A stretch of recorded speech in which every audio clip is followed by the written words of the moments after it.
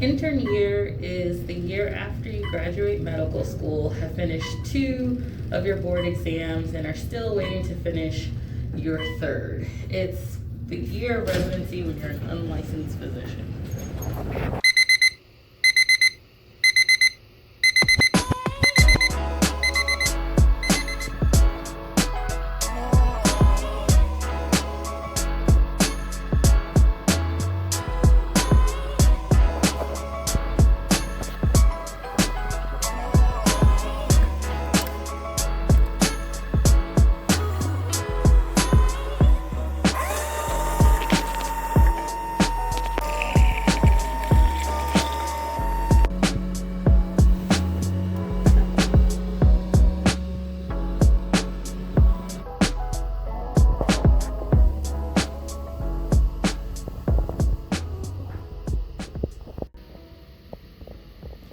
Badge into the workroom.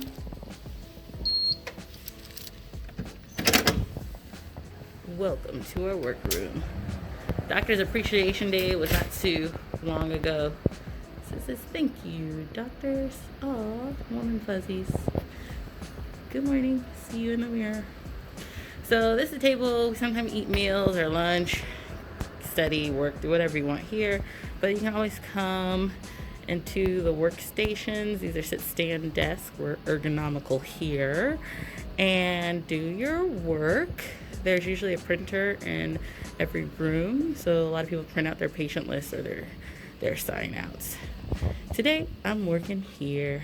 I got my books for boards, my white coat, my computer. So this morning, I came a little early because I wanted to do my question sets in the morning before the clinic day started, or the hospital day rather. So I'm gonna do an hour of board practice questions, and then I'm gonna start my prep for seeing patients every day. After I finish these questions, I'm gonna show you guys what sign out could be and what it is. For this morning, we got the breakfast is champions, oatmeal, put raisins and cinnamon in mine, yum. Frosted mini wheats. You don't want to be like Mike, you gotta eat your Wheaties. Breakfast of champions.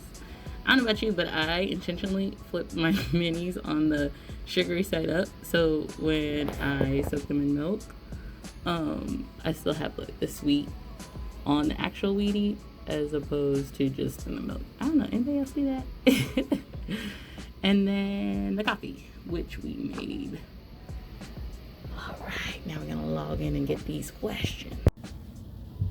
It's U-World for me this morning.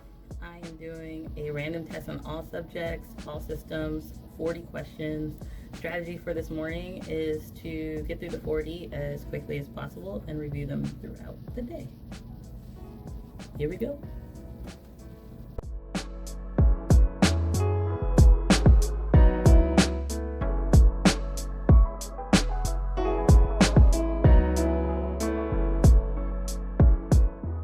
One eternity later.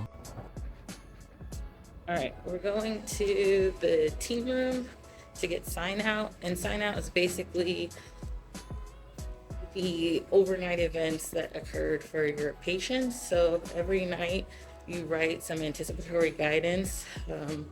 Someone may be agitated and need medication. Someone may be going for surgery and need to be made NPO, which is nothing per oral, nothing by mouth. And the night team will take care of that for you. They may also follow up on labs like hemoglobin levels, and if it's less than 7, they may transfuse blood for you. Then at 7 a.m., you go to the sign out room and you get an update of what happened with your patients overnight so that you can take over the care. So here we go. If it's the first time you're seeing a patient, but let's say the patient has been in the hospital for a long time, in that 2 hours that you have to learn your patients, you're probably going to develop notes that are a little bit more extensive. In the top, it's going to be the patient's name, how long they've been in the hospital, what they're here for, what happened during the hospital course, anything that happened overnight, their vitals, their labs, their imaging, and then your assessment and plan. So in this example, I just created this for you guys real quick. This is not a real patient. This is Alf from the sitcom Alf. This is where fun comes into medicine. Okay, he's a 36-year-old alien. This is hospital day 60 for him. He came in for altered mental status 60 days ago. He's got a past medical history of chronic gastritis, insomnia, obstructive sleep apnea, heart failure, reduced ejection fraction 25 to 30%, spaceship crash, status post internal fixations, which were complicated by pulmonary embolism. He was found to have on admission a UTI, for which he was given some lactated ringers and antibiotics. And then over his hospital course, he ran into acute hypoxic respiratory failure, requiring intubation in the ICU. He came out of the ICU. He's now back on the general medicine floor, and now you're treating him for bacteremia, let's say. Okay, so all of this you find by reading the charts, reading everybody's notes in the charts, which takes a long time to kind of like piece together. And then from there, you go into the vital signs physical exam, and then your labs and your imaging, and then you say, Mr. Alf, the alien from the sitcom, he's 36-year-old, currently being treated for bacteremia. My assessment and plan is, and then number 1, acute encephalopathy and what you plan to do for him. Number 2, heart failure, reduced ejection fraction. Number 3, bacteremia, and so on and so on. Then on the next day, like today, those notes can be a lot shorter, where you're really just saying, here's Alf overnight, he was agitated, got some Haldol, he couldn't sleep, so we gave him some melatonin, here are his vitals, his physical exam was, here's his assessment and plan. Then, once I have this written, I go and I see my patients.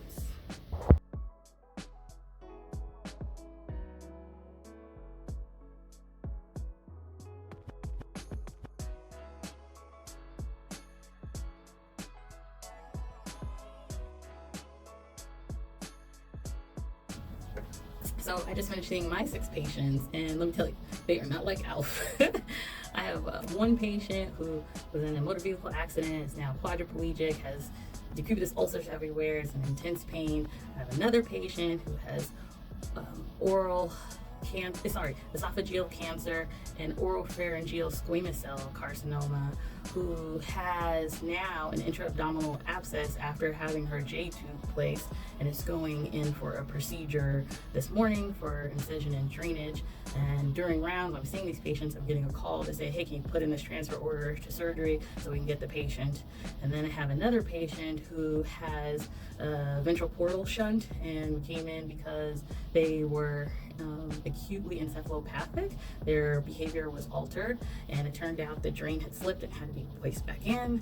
And I have another patient who had lymphadenopathy that I thought was a mosquito bite that got bigger. We did chest x-ray, we see the granuloma, there's concerning for TB, but it doesn't quite fit the picture and the labs don't quite make sense, and we had to go through a whole bunch of rigmarole trying to get a biopsy for this patient. And the patient's ready to go home, but ethically you can't let them go because TB is a communicable disease, so can't release them without knowing. And then I have another patient who had cancer, which is chemoradiated years ago, but now he's got blood coming out of his Foley, I'm trying to say that kindly, and he's requiring several transfusions, is getting ready to go in to the OR with urology this morning to resect the bladder mass that he has and also get a biopsy of it to see if it is cancerous. So all of these things happen with the 6 patients who you're supposed to see, know, follow up on, do other labs, call their family if urgent before rounds. So, intern year. And now it's time for rounds.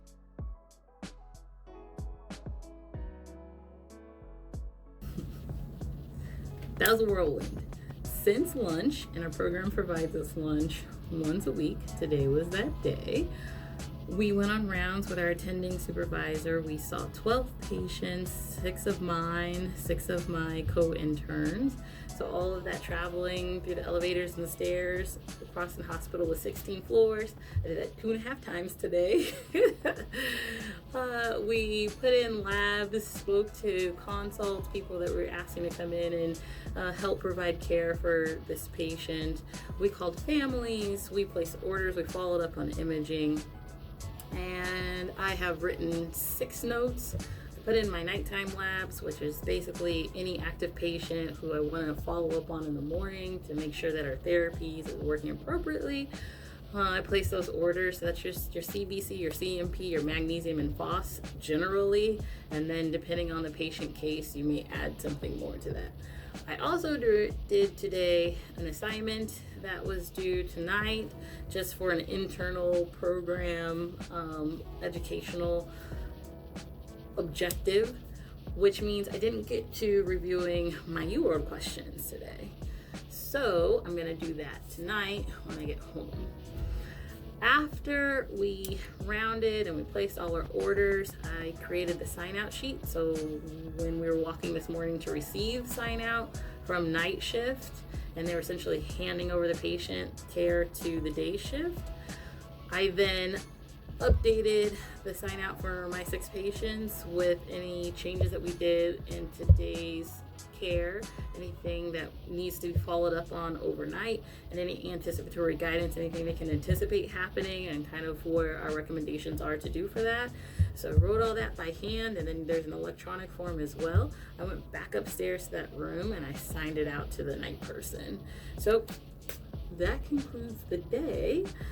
Thank you for supporting Soul Med. Please like, subscribe, and share this video if it helped you or if you think it will help another future intern. Congratulations on match, everyone.